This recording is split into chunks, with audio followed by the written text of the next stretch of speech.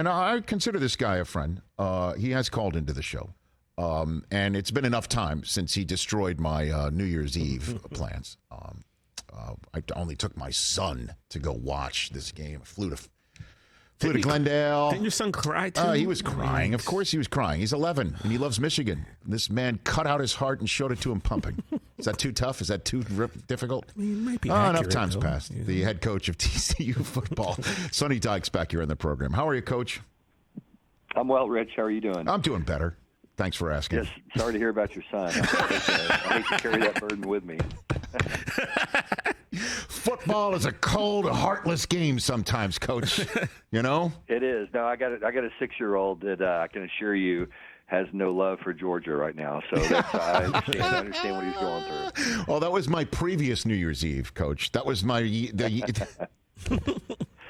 Yeah. So when you woke up that day, did you feel like something like that was going down? You guys were confident, ready to roll into that national semifinal. Walk me through your preps for that, Coach. Yeah, it's interesting. I mean, there's as you get into sports, and especially you get into these matchups where you've had a lot of time to prepare for each other, like we had going into that game.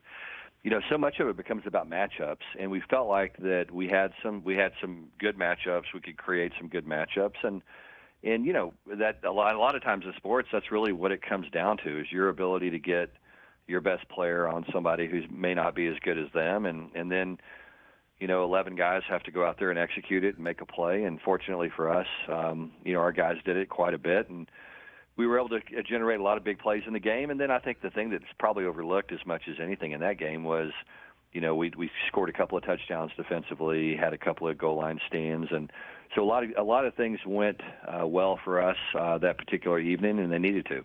And then, it's interesting that the draft, and I know, you didn't have such a great time in SoFi Stadium for the national championship game, but 5 of the 8 Horned Frogs you sent to the NFL draft this year are going to play in that stadium, the Rams and the Chargers. You're going to maybe, if you want to see some of your former players, spend some time in Los Angeles. It's kind of wild if you think about it. Yeah, no, it's cool. It's good for those guys. They get to go exercise some demons. Yes. And I'm probably going to need a little therapy before I go back to SoFi anytime soon.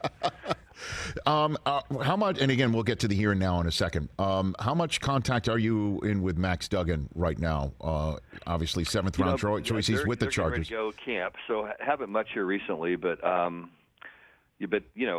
really excited to see how Max is going to do. I'll probably, usually about a week or two into camp, I'll reach out to those guys just to kind of check in, see how it's going, and get some feedback and try to encourage them sometimes. I mean, it's a big step, going from college football to the NFL, and some guys make the transition pretty easy. Quarterback position's obviously tough, and so, there's going to be some challenges for Max, and the road will be bumpy, but he'll do a great job, and I'm really excited to watch him develop as an NFL quarterback, because I really, truly believe his best football is still in front of him. Right, and, so now into the here and now, is this Chandler Morris's gig going into your training camp that starts on the 2nd? Yeah, Coach? Yeah, I think so. I mean, I think Chandler's the guy that's coming back that's got experience. We have some quarterbacks on our staff that are we're really excited about and pretty talented, and they all bring different things to the table. But certainly coming in, I think we anticipate, Chandler being the guy. The one thing we try to do is have a competition really for every spot. We're not big on depth charts and all that kind of stuff. And, the guys that perform well in practice typically are the ones that get opportunities in games, and then we kind of readjust and measure from there. But certainly going into camp, Chandler has played football here at TCU, played a little bit for us last year, played well the year before when he had some opportunities to be the starting quarterback. And, he's a guy that really going into last season was the starter. He got hurt in the third quarter against Colorado, and Max stepped in and had an unbelievable year, finished second in the Heisman Trophy. But we really have a ton of confidence in Chandler and excited to see what he can do leading this football team. And we have a lot of new faces, but we're real optimistic that these guys are really talented and have a chance to be a special group. And then, of course, attention on you for various reasons for your first game September 2nd, because you were a national finalist last year and want to see how you can follow up on that. And then Colorado coming in with a different coach this time around, Sonny. You got Deion You got Deion's first game. Yeah, Deion's a whole lot more interesting than me, I can assure you. So there's going to be, a lot of interest in that, and justifiably so. I think, Deion's always does a tremendous job of creating excitement, energy, really around whatever he does. I mean, he did it as a player, and he's certainly done it as a coach, and so there's going to be a lot of eyeballs on that first game, and it's a great opportunity for us to kind of come out and put that bad performance we had against Georgia behind us and create some momentum this season, and it'll be a big challenge for us. I mean, they've got a completely new roster, I think 70 new scholarship players or something close to that. He's got his son has been his quarterback at Jackson State, Shador, who's a really talented guy and understands what they're going to do offensively, and so they're going to hit the ground running, and as you said, it should create a lot of interest and excitement. And then, did I pick up a vibe at the Big 12, media week with Oklahoma and Texas being in this conference for one more year of, hey, good luck to them where they go, but they haven't really won this conference lately. And you're obviously somebody along with Kansas State that played for the conference championship last year, and that was, you could make the case, the best bowl game of the bowl season, of the best conference championship game of the conference championship season. You could easily make that case just in terms of competition and level of play. Do you have that same vibe, or was I just picking up the wrong thing right here?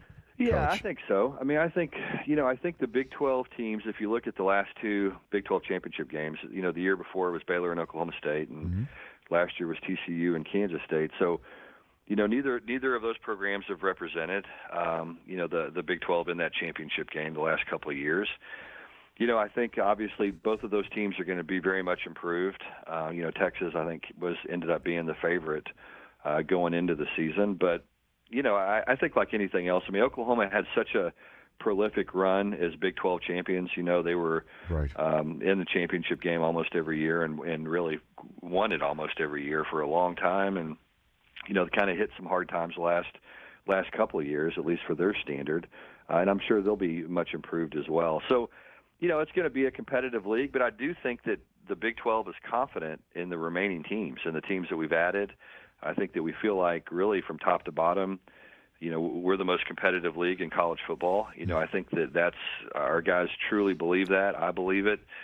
Week in and week out, you have to play incredibly well. You can't go out there and play a bad game or you're going to lose. And I think our league is different.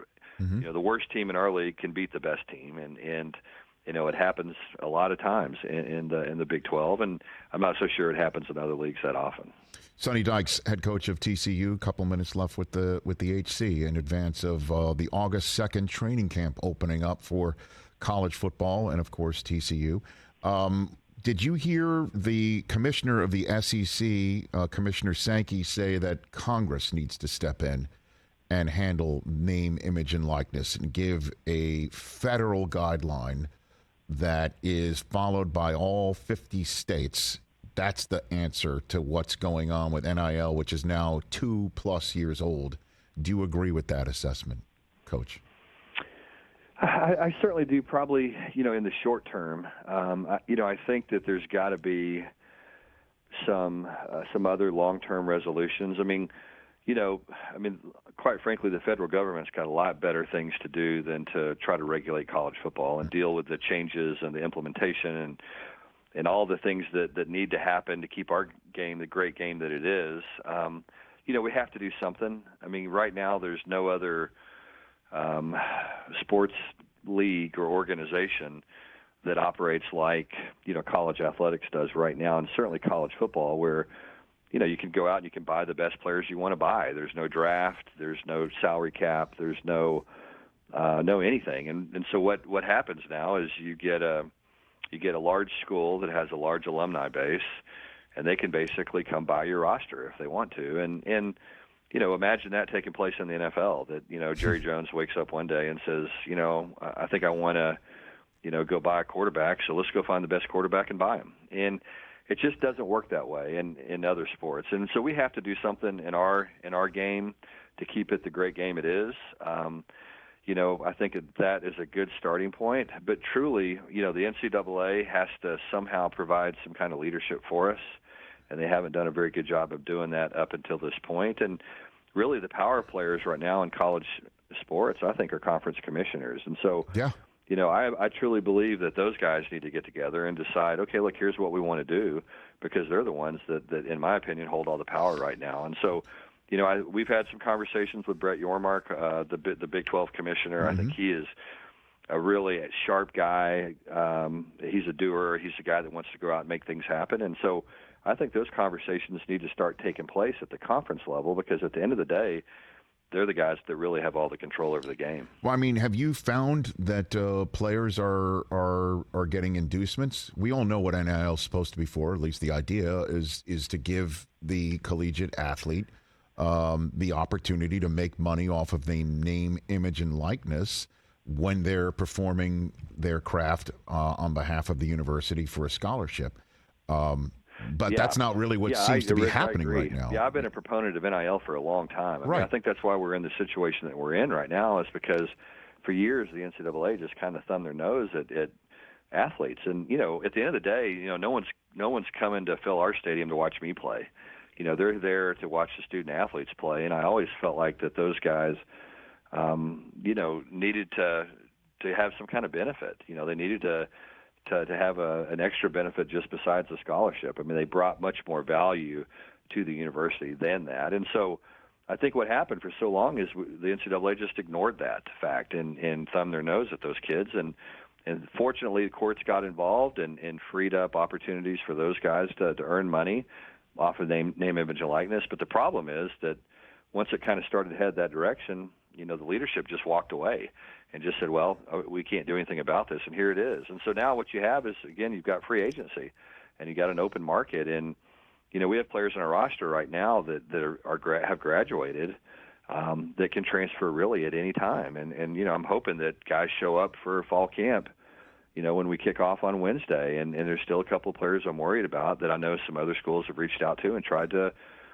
entice them to come play for them. And so it's just, it's a very difficult time to be a college coach. But the thing is, you hate to see it for the players, because it makes it really tough sometimes to be loyal to their teammates and to their university. They want to be, but I think sometimes, when someone throws a pile of cash at you, it's hard to have that kind of loyalty in some ways, and it just puts young people in some bad situations at times, and creates a lot of chaos for the sport.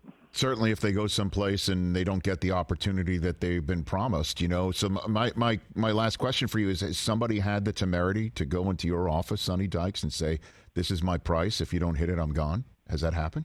Oh, for sure. Yeah, for sure. It happened several times when I took over the program here at TCU. Some of the players had in some ways become free agents and had gone into the transfer portal and walked in and said, okay, this is what this school's going to pay me, and this is what I want. And so those are conversations that aren't great. And a lot of times these guys went to the other schools and found out it wasn't exactly what they thought it was going to be. There's no one to govern these contracts. I mean, the way that these NIL cooperatives write these contracts is they're really personal service contracts, and they can write them however they want to. And there's no standard for the player. There's no protection for the player. Some players and their families are being taken advantage of, where they are promised one thing and then receive something different. And so, someone has got to get involved a little bit to regulate it, again, more for the safety of the players than for the convenience of coaches.